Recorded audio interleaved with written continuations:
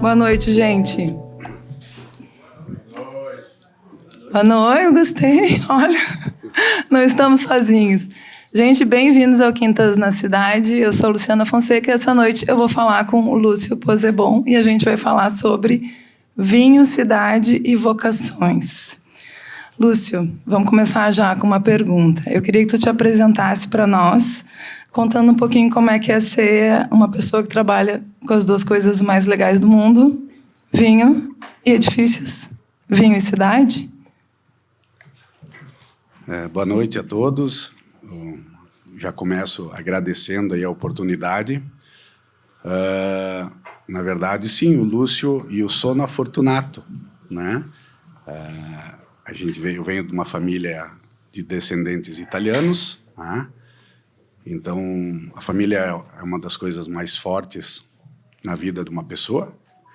E a gente aprendeu desde cedo que, tendo fé e trabalho e família, a gente vai longe, né? Então, a questão do vinho ela é cultural, logicamente, e a profissão, a construção, eu como engenheiro de formação, esse na verdade, é a parte mais prazerosa, né? É poder saber que tu pode executar coisas que elas vão ficar para a posteridade, vai deixar um legado. Então, eu sou realmente afortunado, né? Hoje eu tenho 49 anos, vou fazer meio século de vida. Eu ia dizer eu também, mas resolvi ficar quieto. Então, a minha formação, eu sou engenheiro civil, sou formado pela PUC, né? Sou filho da PUC. Eu estava brincando aí com o pessoal que eu me formei no século e milênio passado. Então, a minha formação é essa e desde então eu trabalho com obras, né? A gente fez toda essa questão de cálculo, de execução de obras. E hoje eu sou o CEO da Monfaro, proprietário da Monfaro Incorporadora, e a gente está fazendo um grande empreendimento em Bento Gonçalves, junto com a OSPA, com as Cidades Responsivas. Então é por isso que eu estou aqui. E com um monte de gente. É isso aí, eu fico bem feliz. E logicamente, né, vinho, a gente tem, é um hobby, mas ele não é só é um hobby que vem da cultura, vem da nostalgia e vem do fazer, né? Engenheiro gosta de fazer. Então, esses vinhos, eles têm uma história bem específica, especial, e vamos conversando ao longo do tempo. E o que veio antes, hein, Lúcio, eu te perguntar? Como é que é? Veio o engenheiro ou o fazedor de vinho? É muito feio falar, né? Como é que chama quem faz vinho? Na verdade, o que veio antes? Uma coisa que eu estou pensando aqui. É porque o meu pai era engenheiro, né? Meu avô era pedreiro. Então, eu já nasci na construção. Mas ao mesmo tomando tempo, vinho. Tomando suco de vinho. Suco de vinho. Que nem eu em Passo Fundo. Me davam vinho, água e açúcar, isso gente. Aí. Depois a pessoa bebe. Tem a minha mãe aí e a minha avó. Isso a gente ganha, né, no fim de semana, o nosso suco de vinho era esse, vinho, água e açúcar. Toda a família.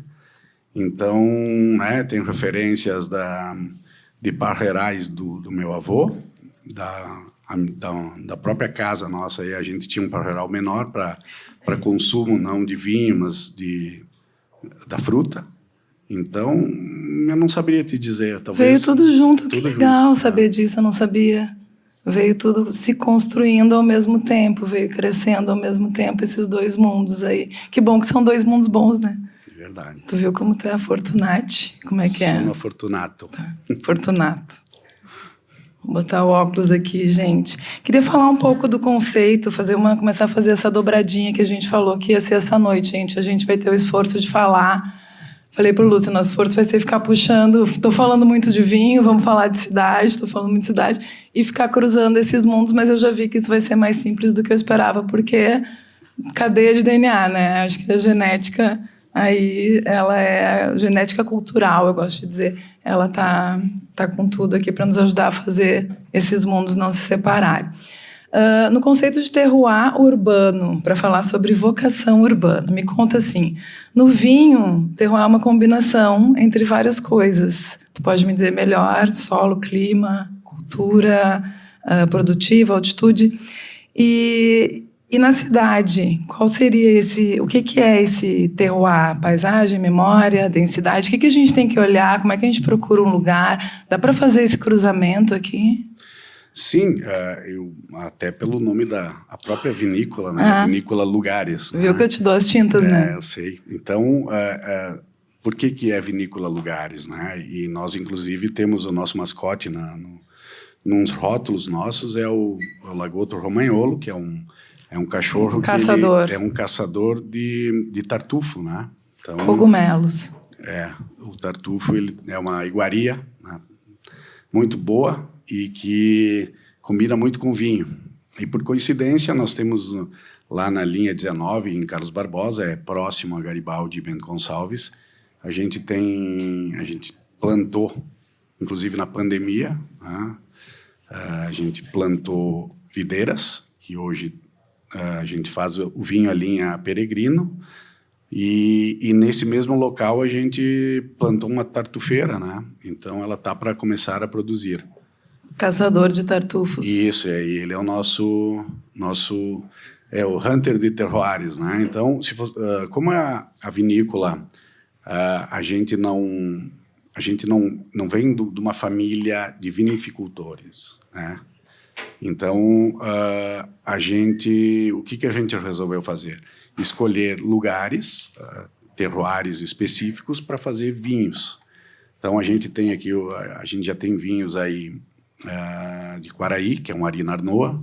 Então, a gente tem os vinhos dessa linha 19, que é Carlos Barbosa. Ela acabou indo com o tempo, o pessoal se plantava nos primórdios da colonização italiana, mas atualmente eles são mais voltados para o leite, né? E é um local que tem nébia, né? Nébia é a névoa em italiano, e nós temos plantado lá o Nebbiolo, que é o que faz o Barolo e o Barbaresco, que na região de Alba, lá do Piemonte, é onde tem os tartufos. Então, tu começa a ver muitas coincidências, e aí a gente resolveu plantar lá o Nebbiolo por causa da nébia, e não é um terroir muito explorado, e nós estamos descobrindo ele agora, né? Então tem essa coisa de achar lugares. Isso mesmo. E aí um outro lugar que a gente achou, isso em função também de família, um primo nosso, que é o Barrichello, ele produzia vinhos aqui em Porto Alegre. Então nós temos, a gente tem uns vinhos aí mais antigos e apacitados, que é do terroir aqui de Porto Alegre. Que é muito bom. Eu sou suspeito de falar, mas eu realmente não. É muito bom. E nós temos também agora outras linhas que a gente primeiro tinha os vinhos dele, e agora a gente pegou as uvas dele e vinificou. Então, estamos à procura sempre de novos terroirs. A nossa proposta são micro-vinificações, né? Então, aí tu consegue obter qualidade. Então, a gente se preocupa com de todo o manejo do parreiral, né? Que é uma questão tu só consegue fazer grandes vinhos com grandes uvas, né? Então, a gente tendo essas micro-vinificações, tu consegue ter um controle melhor. A gente consegue ousar em técnicas também de vinificação, né? E a gente aproveita para se divertir bastante, né? A gente, inclusive, na linha 19, as últimas 2 colheitas a gente faz de à noite, né? Colheita noturna. Com Qual música. É que é o da colheita noturna? Está aqui, eu não trouxe? Esses aqui, ó. A gente tem aqui a linha Peregrino, que lá nós temos plantado o Nebbiolo, o Teróldigo e o Marcelin. Então, essas aqui... Você pode nos convidar para fazer uma peregrinação noturna. O ano que vem, em final de fevereiro, início de março, estão convidados. Estou lá já. E daí já vou me colocar na conversa, tá? Quem é que é como é que a gente fareja esses lugares, então, para construir edifícios, para fazer cidade? Porque será que um dog nos ajuda ou a gente precisa de uma matilha? Como é que faz para a gente encontrar lugares? Precisamos muito também das cidades responsivas, né? Também acho. Daí sou eu que sou suspeita para falar. Tu é suspeita, mas na verdade sim, a gente tem tu tem toda uma questão do território urbano, do terroir urbano, como a gente está falando. Terroir urbano é legal. Então, tu vai ter locais mais macro em termos de regiões, de cidades, né? Então, Bento Gonçalves, a gente consegue desenvolver projetos porque um dos itens do terroir é o próprio vinho, é o enoturismo, né? Então, a gente está cada vez mais lá na região, que engloba ali o Vale dos Vinhedos. O pessoal lá, eles estão desenvolvendo muito vinho, serviços, né? O enoturismo. Então, fica mais fácil tu desenvolver projetos turísticos, né, para as pessoas, seja para ir visitar, para poder aproveitar lá, seja um fim de semana, uma semana,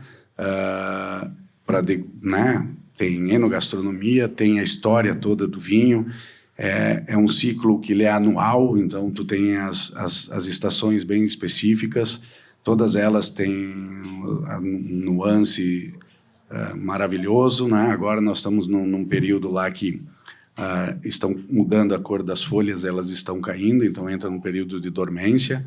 Então tu tem uma paisagem bem bucólica, bem interessante. E as outras etapas, né? Então tu sempre tem por que ir a Bento Gonçalves, né? Eu tô quase achando que Bento Gonçalves é o melhor lugar do mundo. É o melhor lugar do mundo. Eu sou suspeito de falar, de novo. mas é. Mas é. Então não, pronto, eu vou. Tá gravado. Acabou, falei. Mas aí, então, fala. Desculpa, é que eu queria complementar, até, desculpa que eu falo muito aí, mas eu ia querer dizer que... É o que precisa. Que sim, nós tivemos também, a gente já tem um faro para isso, né? Mas eu diria que no projeto do Jardins, né? O nosso Lagotto Romagnolo foi as cidades responsivas, através de um estudo que foi feito... Assim, eu fico emocionada. Mas é verdade, a gente deu diretriz, né? O estudo vocacional de um terreno, que é o que nós estamos desenvolvendo lá hoje, e que nos ajudou muito a definir o produto. Então, tá aí, ó, viu? Tem outra relação. Muito obrigada. Não, eu fico feliz, eu acho que é a matilha, né? Tu nunca pensou que vocês iam... As cidades responsivas ia ser o Lagotto Romagnolo da Monfaro, hein? Tá gravando, né, gente? Mas eu acho isso muito bom de escutar. Eu acho que tem um monte de gente aqui, né, envolvida, né? Tem o desenho do projeto, tem depois quem está à frente do projeto lá em Bento mesmo, né? Quem está no... Como é que eu te falei para chamar aquele lugar... que vocês criaram um stand de vendas. Casa Monfaro. Então, Casa Monfaro ainda não tem nome, mas a gente está batizando agora. E tem pessoal que está comprando, que vai viver. Então, assim, realmente tem o que a gente chama de sistema de agentes aqui dentro, né, do Instituto. Tem um monte de gente envolvida nessa história. E já que a gente chegou no projeto, vamos falar um pouquinho dele, então, né? Eu tinha umas outras perguntas, mas eu vou botando elas. Depois a gente vai chegando aqui. Vou te perguntar se são... Não vou fazer isso. Perguntar se são garrafas de vinho, sacanagem. Só porque eu ouvi... Quem é que eu ouvi falando do projeto outro dia que perguntaram para ele? Então vocês estão inspirados aqui na questão do vinho. Acho que foi o Cristiano no podcast do ArchiCast, foi isso?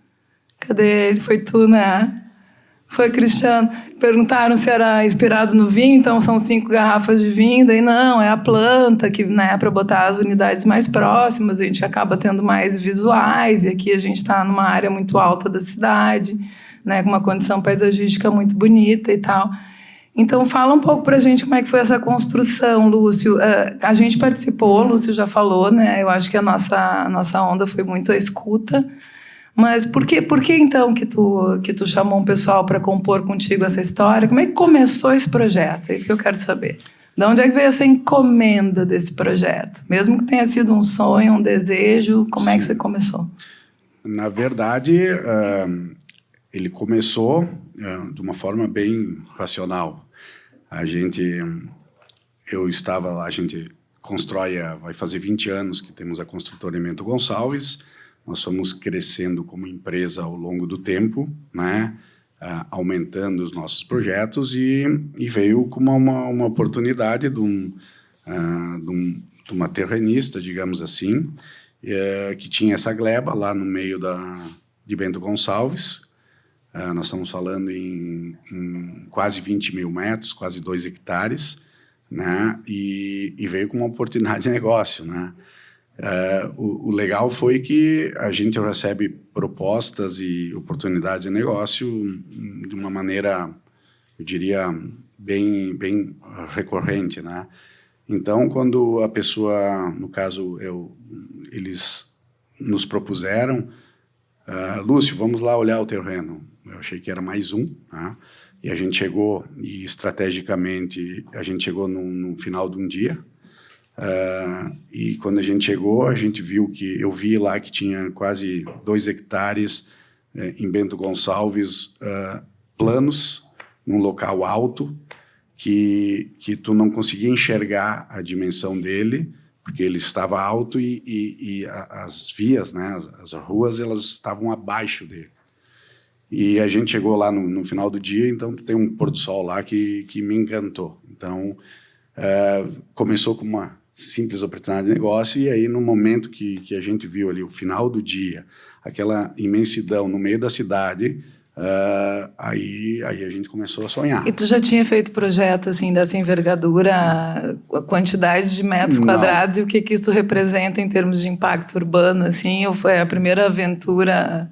Não, na verdade a gente, como eu disse, nós viemos construindo ao longo do tempo e aumentando os metros quadrados. Então, a empresa, ao longo do tempo, ela construiu, amplia, se organiza, depois pega projetos maiores. Então, nós estamos numa crescente aí, e essa é uma delas. Então, realmente, a gente não tinha feito uma obra desse tamanho, né? Então, mas surgiu a oportunidade e nós estamos, a empresa, né, já tem essa maturidade, coincidiu, a gente na época ia fazer 18 anos, inclusive a gente alterou o nome da empresa para ter um storytelling à altura do produto que nós íamos fazer. Eu vi, né? Isso então nós atingimos a maturidade, então estamos prontos e estamos fazendo, né? A representatividade da maturidade profissional da Monfaro agora. Verdade. E o que está sendo, o que é mais difícil aqui, Lúcio? Porque tem uma coisa do vinho, assim, vamos puxar que tem um tempo, né? Para fazer vinho. Ou vinho faz rápido é bom igual? Não, né? Não, né? A gente precisa, como qualquer coisa na vida, é treino, né? Uns dizem que é sorte, nós é trabalho e treino e maturação, sim, né? Mas o processo do fazer, desde o começar até o final, assim, aqui a gente tem um processo longo, né? A gente vai adquirindo metros quadrados, impacto, responsabilidade, com a maturidade, né? Grandes responsabilidades. Tem uma frase assim, sim. Como é que é? Não lembro. Com a maturidade vem grandes responsabilidades. Alguém sabe? Não tem uma coisa assim com a... Como é? A frase dela é o quê? Grandes poderes vem grandes responsabilidades. Grandes poderes vem grandes responsabilidades. Com grandes poderes vem grandes responsabilidades. É isso que está acontecendo aqui. Isso aí. Então, nós, a partir do momento... A Beli foi lembrar lá atrás. Alguém te deu cola, Beli? Não. A do Homem-Aranha. Muito bom. Mas é isso, acho que tem muito a ver, assim, né? Porque tem um grande impacto, né? A gente fez charrete, inclusive, desse projeto. É um projeto que envolve muita gente, que a cidade sente, né? Então, assim, nesse processo de acontecimento, o que até o momento em que tu vive, porque agora tá na obra, isso, né? Isso. Tá na base, né? Tá no inicinho aqui, gente. A gente não consegue enxergar as torres ainda. Mas até agora, o que tá sendo mais... se tiver alguma coisa dolorosa nesse processo, ou difícil, ou está tudo muito bom, o que está sendo mais desafiador? Não, lógico, né? A gente sempre, a dor do crescimento dor de perna. A minha família diz, na tua também diz. Eu também tinha. Dor de perna. Quando o osso cresce, o músculo não acompanha. Vocês já ouviram isso? Isso aí. Daí dói. Nós tivemos. Tem que fazer musculatura aqui. Então, é lógico que nem tudo são flores, né? Mas quando a gente tem esse tempo de aprendizado e a gente se dispõe e tem um grupo grande de pessoas já que apostam, né? Então, lógico, nós tínhamos toda a questão de desenvolver o melhor projeto para esse local. Esse já é um primeiro desafio, né? Esse eu acredito que a gente já passou e ele já está confirmado, né? Mas no começo ele teve as suas nuances de dúvidas e incertezas até para a comunidade. Por mais que a gente visse e pediu para a comunidade o que ela queria para Bento Gonçalves 2050, né? A Bento não estava preparado para fazer essas 5 torres ao mesmo tempo, digamos assim. O pessoal está acostumado a ir fazendo um por vez, né? E nós nos preocupamos, e eu acredito que em Bento foi a primeira construtora a se preocupar em desenvolver ali seja um bairro, uma quadra planejada com todos os estudos. Então isso foi novidade. Nós estamos falando Bento Gonçalves, por mais que seja uma das cidades até 150 mil habitantes que seja densificada em prédios, né? Acho que é a 11ª, se eu não me engano. A gente tem um mercado, ele é menor, né? A gente é uma ilha lá, pujante, né? Até, de novo, voltando... Melhor cidade do mundo. E pela colonização italiana, a gente, por natureza, eu acho, o pessoal teve que empreender. Eles se obrigaram a empreender para prosperar, né? Então, nós somos uma cidade que tem muitas bases econômicas fortes, né? Seja o vinho, o setor vinícola, o setor moveleiro, a gente tem lá um metal mecânico forte, né? Nós temos ali, acabou sendo uma cidade que tem muitos serviços, inclusive serviços públicos, né? Então concentra aí, e nós temos também o turismo, né? Então é uma cidade bem próspera, mesmo tendo poucos habitantes proporcionais. Então tinha esse desafio, né, inicial de colocar um projeto dessa dimensão, tanto é que a gente fez muito teste no começo. O pessoal, depois que a gente concebeu o projeto, eles nunca iriam imaginar que era em Bento Gonçalves, né?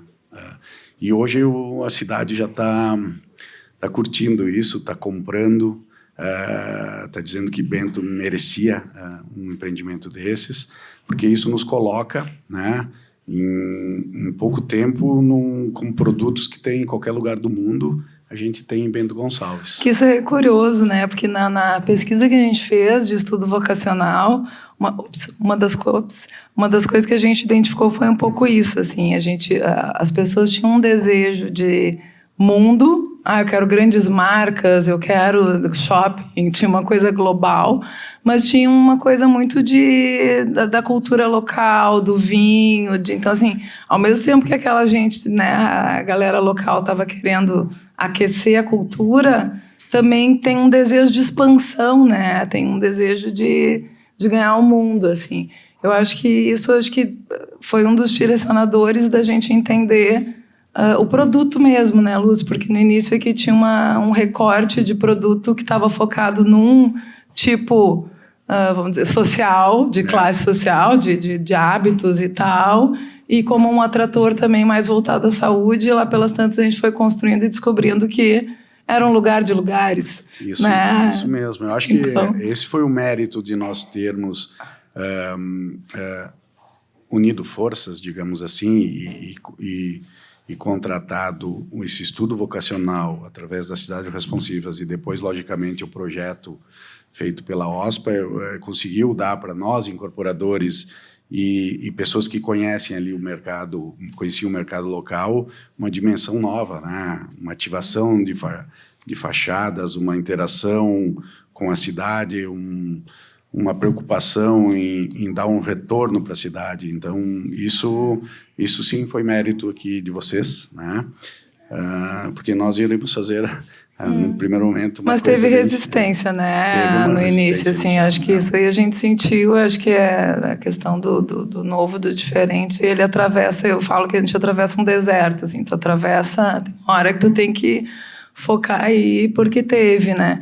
Eu não sei se o pessoal, acho que quando a gente esteve lá, a gente conversou, o pessoal do teu time de vendas ali, que estão aqui, então, gente, obrigada por ter vindo, estão sentindo esse atravessamento, né, que eles contaram, no início o pessoal não entendia muito bem, né, vou morar com esse tanto de gente, por que eu vou estar aqui, a casa, né, aquela outra cultura, e daqui a pouco eu começar a ver que, nossa, que realmente é um lugar sensacional.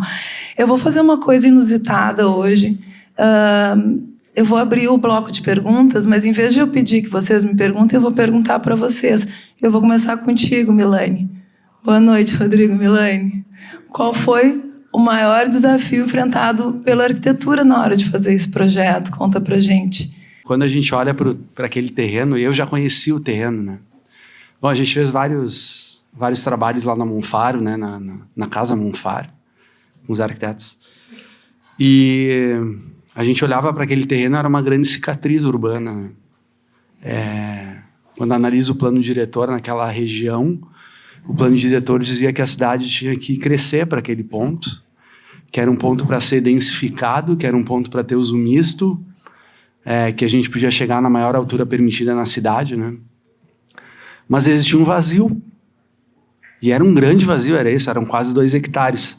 E aí dava para ver muito bem assim, a malha urbana, então ela acontecendo até uma parte, e aí a partir daquele terreno ela se perde, né? Ela perde a força. E ao mesmo tempo ele estava muito bem localizado, né? Não só na centralidade da cidade, que ela acontece a partir do centro histórico e a partir da via gastronômica, mas também conectando 2 grandes pontos turísticos da cidade, que é o Vale dos Vinhedos e o Caminho de Pedra. E aí como é que a gente faz essa costura urbana daí? Num terreno, né, que a gente pode ver, como o Lúcio falou, eu chego naquele terreno, não tinha conexão com as vias, que era um terreno elevado, então existiam só 2 pontos de conexão em quase 2 hectares, né, com a via, e a gente sabe que a costura urbana ela acontece no nível do pedestre, por isso que a gente fala então de fachadas ativas, etc. Mas ali ela não acontecia pelo uso, que era um uso público, muito esporádico, quer dizer, a gente ia lá quando tinha problemas, que era a sede do Dyer. Não acontecia para quem passava por aí, porque ele não tinha nenhuma conexão, quer dizer, aqueles olhos na rua, eles não aconteciam, nada disso acontecia ali. Cara, é um desperdício de cidade, né?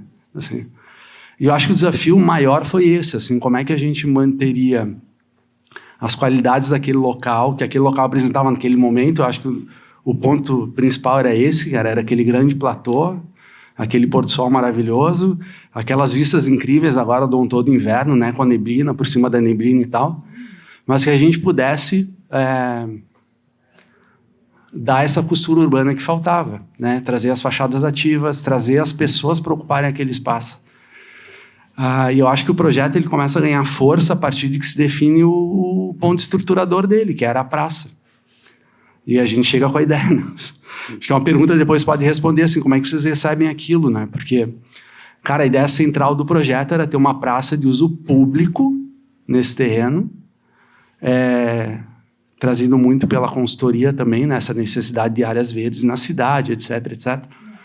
Então, e aí todo empreendimento ele acontece a partir dele e abaixo dele, né? Porque abaixo dele, porque abaixo daquele platô, a gente precisava fazer a costura urbana para dar segurança, para dar vivacidade para a rua, para de fato aquilo virar cidade, né? E eu passar por aquela calçada e ter vida. E aí a partir da parte de cima do platô é justamente renovar o uso daquele espaço através de todos os usos que foram colocados, né? É um uso misto mesmo, né? A gente tem comércio, a gente tem altíssimo padrão, a gente tem um residencial de médio e alto padrão, a gente tem short stay, aluguel por temporada, tem corporativo, tem esse componente turístico que é incrível, é o lugar de lugares. O lugar de lugares. Que então, eu me lembro de outro ponto, você falou das praças, me lembro que na pesquisa veio assim, amor pelo verde que está lá fora.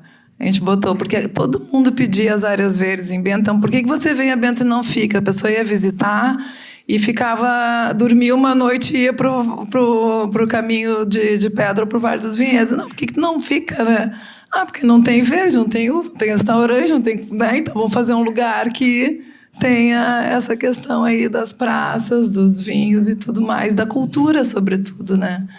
Então, acho que o desafio foi construir um lugar de lugares.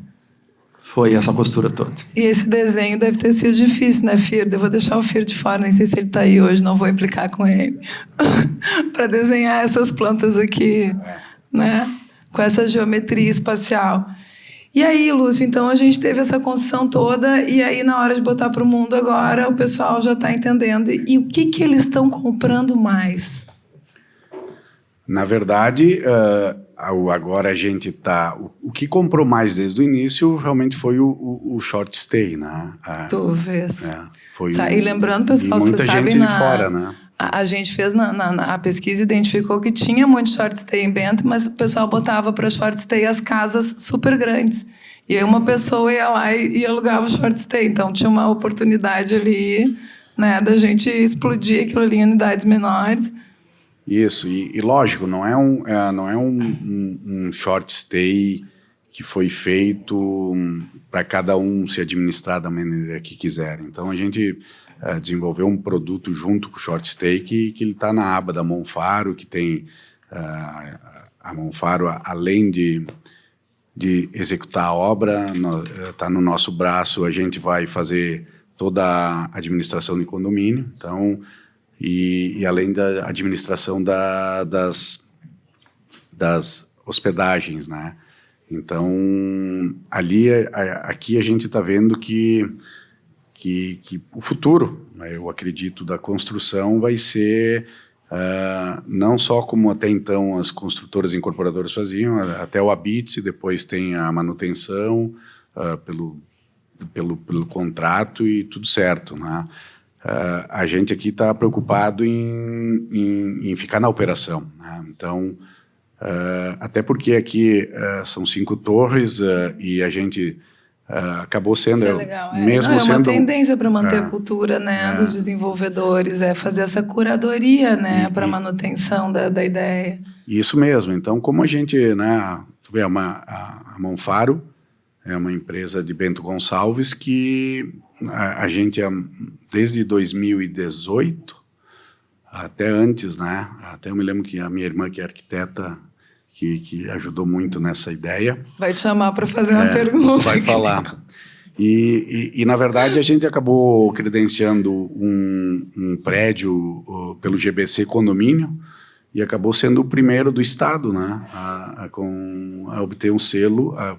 Foi o primeiro projeto credenciado GBC Condomínio e o primeiro a ser obtido o selo aqui no Estado. A gente nem sabia disso. Então, a gente já viu lá atrás que a importância dessa questão de melhorar as nossas obras, seja calculando, a gente tem que calcular a eficiência energética para poupar energia, né, energia elétrica, principalmente para iluminação e climatização, né?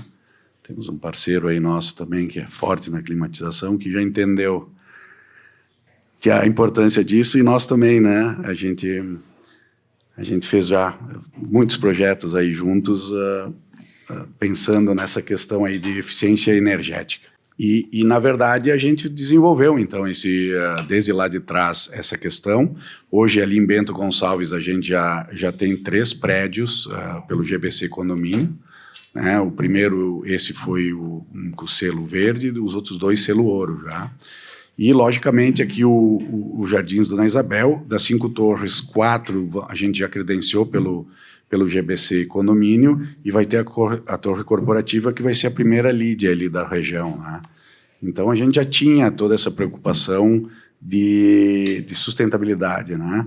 E a gestão faz todo sentido para não desconfigurar. Nós temos fachadas verdes que vão ser administradas pelo condomínio, né? Nós vamos ter toda uma questão aí de economia circular, seja na obra, seja depois na operação. Para vocês terem uma ideia, o terreno era grande ali, e nós vamos ter uma praça, mas vai ser uma laje impermeabilizada, e depois ela vai voltar uma vegetação. Então, o solo que a gente retirou ali, porque Bento Gonçalves é solo, uma camada, depois alteração de rocha basáltica e depois é basalto. Né? Então, lá ainda não teria outra coisa, lá a gente tem que ainda usar explosivo para fazer para explodir a rocha. E essa primeira camada a gente pegou e já depositou num outro parceiro nosso que já trabalha com resíduos. Eles pegam o resíduo da uva, né? De novo aqui, ó. Né? Uva e eles fazem adubo. Então vai ter uma economia circular. Esse material lá na frente ele vai voltar para o nosso jardim. Com o resíduo aqui, da uva. Com na adubado. fundação do projeto a gente vai ter a uva, então. A fundação já passou. A fundação foi, mas nós vamos ter. Então, isso é um pequeno exemplo da economia circular. Fazer para o jardim, né? Vai usar no jardim. Sim, vai voltar essa terra para os jardins. Muito bom, hein, Lúcio? E depois nós vamos fazer a gente é forte na gestão de resíduos, né? Então, a ideia é que a gente mantenha com a operação a gestão dos resíduos da operação e essa manutenção aí. Vai ter muito verde, né? Os jardins, eles vão ter muito verde, tem áreas aqui, inclusive né, já tem paisagismo definido aqui pela OSPA. Talvez esse tenha sido um desafio da arquitetura, as floreiras. Sempre é mais difícil a gente fazer essa manutenção aqui nas fachadas. Não sei, não. Mas já está resolvido. Não, isso já está resolvido. Não vou te chamar, vou chamar o Silva agora. Que gosta de falar de floreira. Mas eu ia puxar outra coisa também nessa onda. Isso é muito legal de saber, né, dessa economia circular. Enfim, o que tu está reutilizando do lugar no lugar, tá? Dentro da poética, inclusive, que cabe nisso tudo.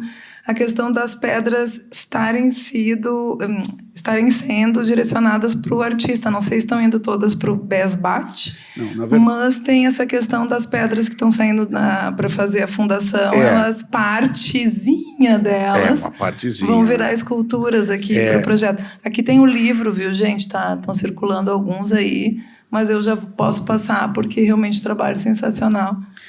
O que a gente desenvolveu aí? Como tem muito basalto, a gente e nós temos a própria Monfaro tem um lado social e cultural forte, né? A gente ajuda a comunidade bastante lá e culturalmente a gente instituiu o Instituto Cultural Dona Isabel, né? Que inclusive a gente já está captando agora para um livro, que é Dona Isabel do Império à Colônia. Então nós vamos falar por que é Jardins Dona Isabel, porque a colônia, a segunda colônia, que é Bento Gonçalves, o primeiro nome dela foi Dona Isabel, a primeira colônia Condé, que era o esposo, o consorte da princesa Isabel, era Garibaldi, hoje é Garibaldi. Então a gente fez esse resgate porque amamos Bento Gonçalves, né? E na verdade a gente está agora com um livro que justamente vai pegar, além da gente reeditar alguma parte dos grandes feitos da princesa Isabel, né? Que era uma mulher que estava à frente do seu tempo aí, preparada, né? Que inclusive aboliu a escravatura, né? De vários feitos dela, a gente vai aproveitar e desenvolver um livro, porque em 150 anos, né, entre a cultura nossa italiana, os primeiros colonizadores chegaram lá, como é que eram as habitações deles? Teve muitos aí que ficaram dentro de um toco de uma árvore, ou fizeram habitações bem rudimentares, né? E em 150 anos a gente saiu dessas habitações rudimentares para um produto que poderia estar em qualquer lugar do mundo. Então, isso também demonstra a força aí da nossa gente aí, que em pouco tempo a gente... uma viajada aqui na coisa da arquitetura vernacular, né? O quanto tem desse conceito aqui dentro, mesmo sendo super contemporâneo, né? Porque tem uma uma cultura, uma família na construção aqui disso aqui, né? Não sei, pensei agora, não sei se tu concorda, mas... Com certeza, né? E nós temos, então, então voltando no Instituto Cultural, então nós temos esse livro e um próximo projeto que a gente está... aproveitar que tem muitos escultores do basalto em Bento Gonçalves, né? A Luciana deu um exemplo do Besbate, que seria um ícone nosso lá, e inclusive o pai de todos, né? Mas nós já tínhamos desenvolvido um projeto, e que vai ser o próximo, de aproveitar as pedras da detonação para fazer esculturas. Então, a pedra vai sair e vai voltar para a praça aqui, né? Então, a ideia é, como essa praça ela é privada, mas de fruição pública, é que a gente exponha a obra desses escultores aí também. E, inclusive, nós vamos ter um mirante, né? Não sei se ia ser falado, mas a gente tem um mirante, que é o nosso farol, né? O Monfaro, né? Que é em francês, é que o mio faro em italiano não ficava tão legal. O Monfaro, ele vai ser né, que foi uma ideia esplêndida também da OSPA de aproveitar um volume de caixa d'água e desenvolver um helicoidal para ter um mirante e ter uma galeria de artes. Então, hoje até na Casa Monfaro a gente já tem, eu até trouxe... Já consagrou o nome. A gente até já começou a exposições culturais. Até eu presenteei um livro da Fenavinho, que é do Fabiano Mazzotti, que é um fotógrafo e escritor, que também fala sobre a nossa cultura lá. E então a ideia é fomentar a cultura com o Instituto Cultural. E, inclusive, ele está já, todos os dias ele tira uma foto, algumas fotos, e nós vamos desenvolver. Já estamos pegando informações e nuances fotográficos aí, que depois que a obra estiver pronta, a gente não vai ver mais. Então, acho que vocês, até numa visita à obra, eu vi que vocês fizeram várias fotos. Várias fotos que só vão... depois tu não vai enxergar mais, aquele né? tempo, né? Isso aí. É verdade. Acho que... Enfim. É a história do projeto, né? Acho que é contar a história do lugar antes dele existir. Acho que esse projeto tem uma história sendo contada, mas tem uma história imaginada que é muito forte, né? Lúcio, eu vou chamar o pessoal aqui que está tomando vinho e nos escutando para ver se eles têm alguma pergunta para fazer para gente, para ti, né? Para mim, não. Pode ser. Vamos lá, quem quer fazer alguma pergunta, a hora é agora. Todo mundo menos o Dalcin.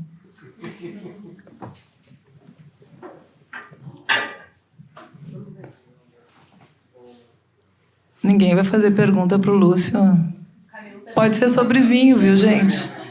Vocês estão tomando um vinho, aliás. Vocês falam um pouco do vinho que eles estão tomando, já que eles não querem perguntar. Como é que é a história desse vinho sem rótulo aqui? Na verdade, esse vinho, ele é o terroir. Agora ele vai ter um rótulo porque a gente vai fazer. A gente já fechou um negócio no início da noite. Na verdade, esse é um vinho que nós caçamos o terroir, e esse bom. Especificamente ele é aqui de Porto Alegre, lá da Vila Bari, né? É entre o Belém Velho e Vila Nova, né? O Barrichello é primo do meu pai de primeiro grau, segundo o meu, e ele produziu vinho aqui em Bento, em Porto Alegre, e ele tem uma vinícola na Itália também. Então, ele tem um terroir, um lugar muito bonito lá, né? E esse vinho a gente comprou dele, e depois a gente fez 3 anos, a gente daí vinificou lá. A gente pegou a uva e vinificou. Esse específico, ele é de lá. A gente deixou daí ele, depois que a gente comprou, foi uns 4, 5 anos atrás, a gente deixou 3 anos ele numa bote de carvalho, né? Que é de uma empresa italiana, que é a Garbelotto, que é muito famoso, e ele é mescolado, né? A gente diz que metade é carvalho francês e metade da Eslavônia. Então, como ele tem uma bote de 1000 litros, ele incorpora os aromas e sabores de uma maneira diferente de barrica de 225 litros, que é a normal, né? Quanto tempo tem, você estava dizendo antes? Quanto Então, tempo ele... esse vinho, ele é um vinho que é o Merlot e um Cabernet Sauvignon de 2014. Então, ele já tem 12 anos. Então, um brinde, né, galera? Quem tá tomando vinho, saúde. Olha só, tem uns que não levantaram a taça ou no meio tem uma ilha que não bebe. Ah, agora sim. Tem gente não bebendo vinho aqui, já tem que ir embora. Não pode mais ficar. Muito bom. Ô, Lúcio, eu já sei a resposta, mas o que é mais difícil, fazer vinho ou fazer Jardins Dona Isabel? Não, na verdade, todos têm suas dificuldades. Essa é a resposta, né? Para mim, o que eu responderia, né? Agora, mas eu vou te dizer que fazer vinho, para mim, é mais difícil. Porque, sério? Por quê? Porque a gente... eu tenho... construir é o que eu treinei, né? E faço há mais de 20 anos, estudo diretamente, né? O vinho eu dependo de pessoas, né? Eu não sou enólogo, então a gente depende de enólogos. O manejo da videira, ele tem suas dificuldades, então precisa pessoas, como qualquer profissão, né? A gente precisa estar o dia inteiro nisso, né? Ou depender de outras pessoas. E o vinho, o que eu notei, e aí tu vê também a força do nosso povo lá, tu depende da natureza e é uma safra por ano, né? Então as pessoas apostam tudo, elas investem, cuidam, né? Depende da natureza, e nós lá, o nosso terroir, ele é em termos de umidade, né? Nós temos uma questão aí que a gente precisa um manejo muito forte e fé, né? O pessoal lá fazia até quando tinha seca, tem muitas histórias, por causa de uma seca, fizeram uma igreja lá não tinha água, né? Tiveram que fazer a argamassa com o vinho, né? Então, tu vê que tem muitos capitéis lá que o pessoal fazia em honra a um santo por causa de uma seca ou para ter uma boa produção, porque senão tu perder a safra, que eles investiram todo ano o dinheiro, né? É um problemão, né? Então, aí depois fora outras questões, então eles tiveram que se unir em cooperativas e vinícolas, aí se tem excesso, tem ano que daí quando produz bem, aí fica uva no pé, aí quando tem pouca, aí porque não deu, tu não consegue pagar os custos. Então, nesse sentido, como eu não vivo isso o dia inteiro, sim, e eu entendo eles, é mais difícil tu fazer esse manejo, né? Já os Jardins Dona Isabel, a gente está treinado e estruturado para isso, né? Tá tudo na planilha. Tudo na planilha. É isso aí. Não tem externalidades. Tô brincando. Mas falar que é tudo tranquilo, não, mas eu acho, né? que a história do vinho tem essa coisa de lidar com a natureza que é mais potente mesmo, né? A gente não tem controle. Né? Alguém falou do Homem-Aranha e ontem eu assisti Os Vingadores, aquelas pautas aleatórias, mas eu me lembrei do Thor. Totalmente aleatório, mas é uma coisa de natureza mesmo, né? A gente não tem controle sobre vai dar bom ou não vai dar bom a uva que vai sair dali. Que, por sinal, tem uma uva que se chama Isabel, né? Isso aí. Porque a Isabel... eu ia falar da Isabel ali e pensei, Isabel, ela é uma senhora e tanto, né? É ela que apesar de hoje, ela, para os vinhos, ela não tem a qualidade necessária, mas é o que sustentou toda aquela região, né? A uva Isabel, nos primórdios lá o pessoal conseguia produzir ela só porque ela é um clone americano, então ela é resistente à filoxera, que quem sabe de história de vinho aí acabou quase com as videiras da Europa. Então nos primórdios os colonizadores é a que mais produzia. E depois eles desenvolveram, ela acabou sendo para o vinho, que era nostálgico na época, e ao mesmo tempo para conhaque, né? Quando no Brasil o conhaque era feito de vinho. E aí na década de 80 a gente teve uma mudança de lei que o conhaque não precisava mais ser só de vinho, né? podia ser de cana. Não fala para mim como se eu soubesse. Eu Enfim, tenho mas a menor é para tentar dizer como o povo é dinâmico e aí ia gerar um grande problema, né? Aí tem a Porque cana tu criatividade, produz né? muito mais que vinho. É por isso que hoje nós somos os maiores produtores de suco, né? Então a Isabel é um excelente suco de uva, então a gente conseguiu manter lá os parreirais com aquela característica dilatada. Isso aí é a adaptabilidade do isso aí. mercado. Então, hoje nós temos, né, então os vinhos que a gente faz aqui não são Isabel, mas ela é importantíssima na nossa cultura.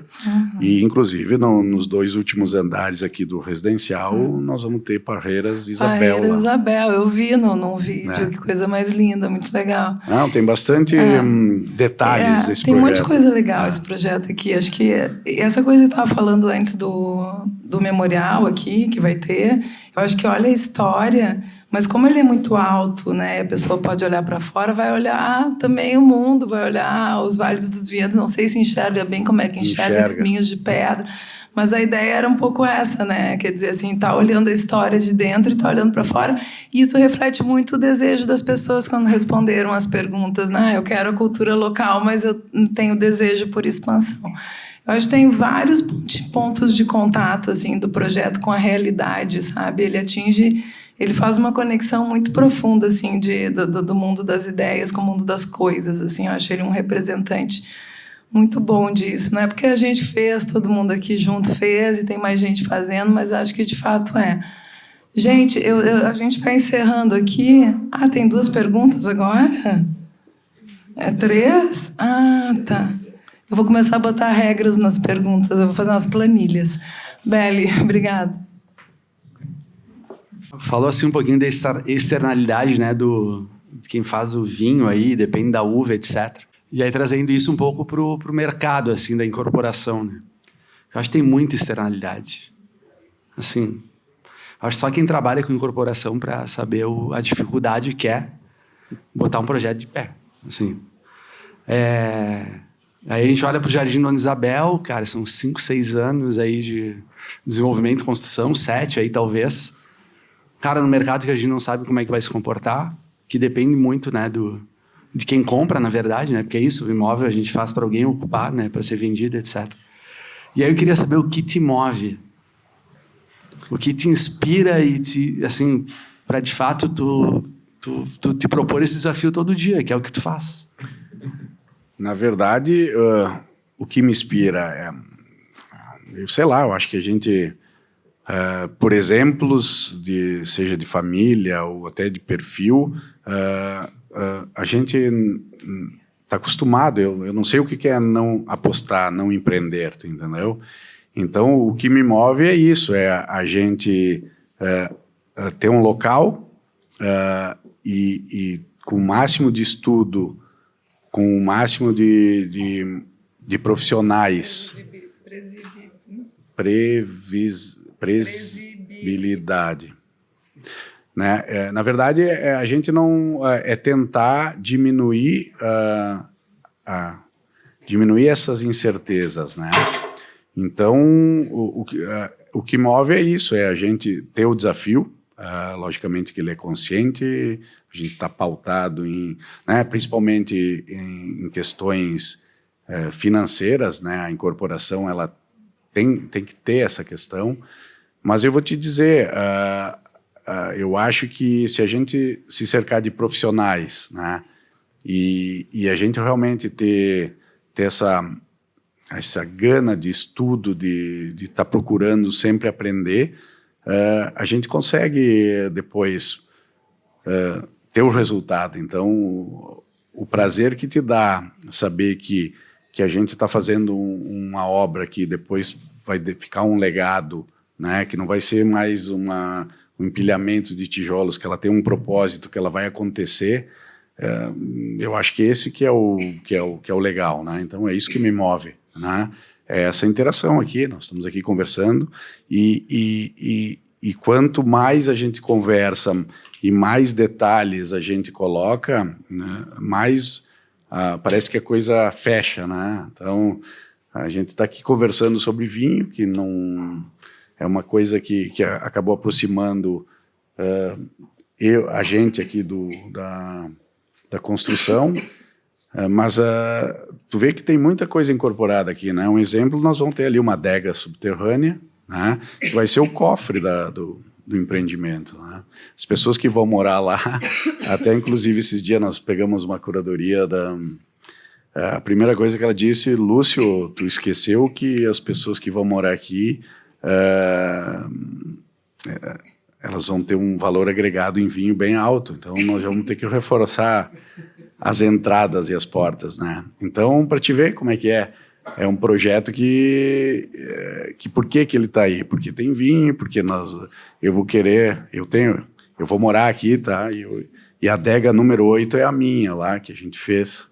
Eu tenho que colocar o vinho lá, né? Então, depois, quando eu for receber meus amigos, a gente vai ter que ter um espaço, né? Espaço que ele já é subterrâneo e é escondido para isso. É o único lugar que eu tenho, talvez, a pretensão de dizer que é meu, sem que minha esposa diga que, né? Talvez ali que eu vou mandar, né? Porque ele está bem embaixo lá, né? Então é isso, na verdade, é isso que move, fazer o empreendimento, ter essas coisas, e tu vê o resultado de ter acertado o produto. E por que nós acertamos o produto? Porque a gente se cercou de profissionais bons, de bons valores, né? E aí as vendas estão acontecendo. Sim, no país que a gente vive, a gente tu não tem previsibilidade nenhuma. Mas vamos tentar, dentro do possível, a gente se cercar de dados, né? De dados e cultura e conhecimento. Tu se cercando disso, tu enfrenta lá o deserto, né? Eu estou enfrentando um imprevisto, que é uma crise de tosse.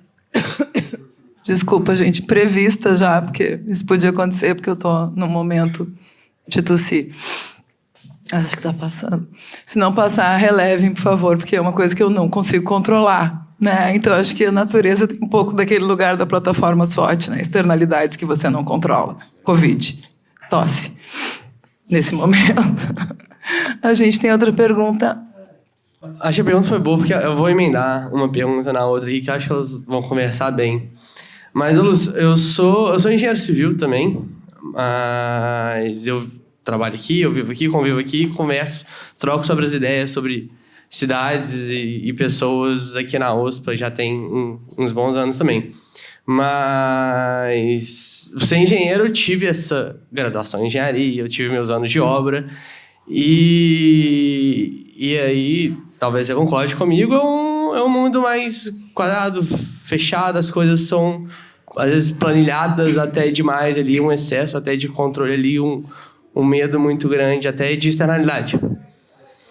E aí o que se conversa muito é sobre essas externalidades de fato, como se adaptam a elas e tudo mais. E aí, especificamente do projeto, né? Entre ter essa cicatriz urbana que foi falada e transformar isso nesse lugar de lugares. É um lugar de vários lugares. A gente falou de tantas coisas. Eu não consigo repetir tudo que tem aí nesse empreendimento. Então, assim... só que nesse meio do caminho aí, de tudo que foi proposto... e aí é uma pergunta de curioso. Teve alguma coisa que, de primeira, te chocou muito? Você ficou com medo ou foi muito contrário? No final das contas, isso hoje talvez até te encante no projeto? Na verdade, num primeiro momento, o que a gente percebeu, né, como um incorporador e quem decide o que vai oferecer para o mercado, eu acho que a grande questão inicial era realmente esse multiuso, né, que foi proposto, né? Acho que essa foi a maior dúvida num primeiro momento, mas que foi muito bem embasada e argumentada. Então, sim, será que a gente tem que fazer esse mix? Será que a gente vai deixar o empreendimento aberto ao público? Daqui a pouco era mais simples fazer um grande condomínio fechado, e manter aquela ferida na cidade, né? Então, eu acho que num primeiro momento foi isso, mas que hoje, por isso que eu falo que a gente está tranquilo, acertou o produto, e foi porque a OSPA aqui conseguiu demonstrar o quanto isso ia ser bom para a cidade. E, logicamente, para o empreendimento, né? Porque isso aí tu só consegue ver se um empreendimento ele vai ter sucesso através de vendas, né? Então, nós estamos com vendas muito boas para o perfil da nossa empresa, para o tamanho do mercado de Bento. Então, eu acho que isso demonstra que teve o acerto, mas sim, a gente teve essa dúvida de colocar o produto como ele foi concebido. Mas hoje a gente não tem mais dúvida nenhuma, né? Então, medo sempre vai ter, né? Empreendedor é coragem, né? Coragem, ousadia. Então, é uma loucurinha. Né? Mas, enfim, é isso. Na verdade, às vezes, eu realmente deixar um medo inicial de lado e, na verdade, conviver um pouco com ele, né? A gente não tem... tem muitas externalidades ainda em 5 anos de obra, né? Mas, enfim, depois que tu faz nós já estamos indo para 20 anos de empreendimentos, eu te diria que a gente, olhando para trás, a gente está muito mais preparado hoje. E esse preparo é em função da experiência e das assertividades da ação, né? É a praxeologia, né, do Mises, a ação humana. A gente tem que agir, né, na verdade. Oi, Lúcio, tudo bem aqui? Então, eu vou fazer mais uma pergunta também. Primeiro, te parabenizar pela coragem de desenvolver um empreendimento como esse, com o caráter que ele tem e o porte que ele tem. Ele, com certeza, vai influenciar e impactar muito a cidade de Bento, e não só a cidade de Bento. E aí, a minha pergunta vai justamente nessa linha. Hoje, grande parte do turismo da região fica focada no Vale dos Vinhedos. Então, tu entende que com o porte que o empreendimento tem e com os usos que ele tem, tu vai conseguir trazer esses turistas a ficar em Bento e mudar o caráter do turismo de Bento? Olha, eu acho que ele vai contribuir para mudar o caráter que ele naturalmente já está mudando, né? A gente fala ali da questão de turismo, mas se tu for olhar os dados de Bento Gonçalves, a gente está voltando e ele está crescendo muito, né?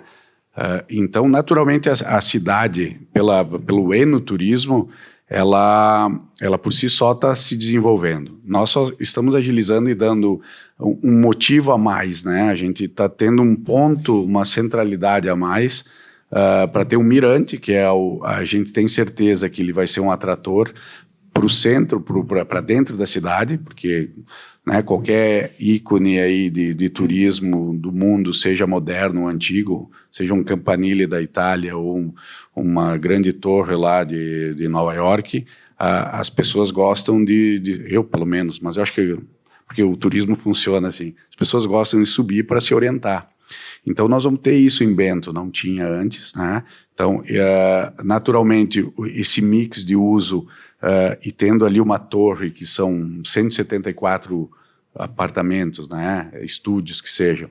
Isso, se tu for olhar na quantidade de pessoas que vão a Bento, ele vai ajudar. Mas Bento, se tu for olhar proporcional, o número de leitos de turistas, em comparação, vamos lá, a Gramado, que é o primeiro destino, Bento já é o segundo, bem atrás de Gramado, mas é o segundo destino de turismo do estado, né?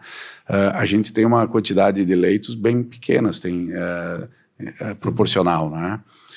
Então, sim, a gente está criando, talvez, e chamando a atenção, porque as pessoas, além os turistas vão poder ir aí, porque tem atrativo, mas vamos lá, a gente já está enxergando isso com vendas, o próprio pessoal aqui de Porto Alegre, né, eles estão acostumados e não vão deixar de ir a Gramado.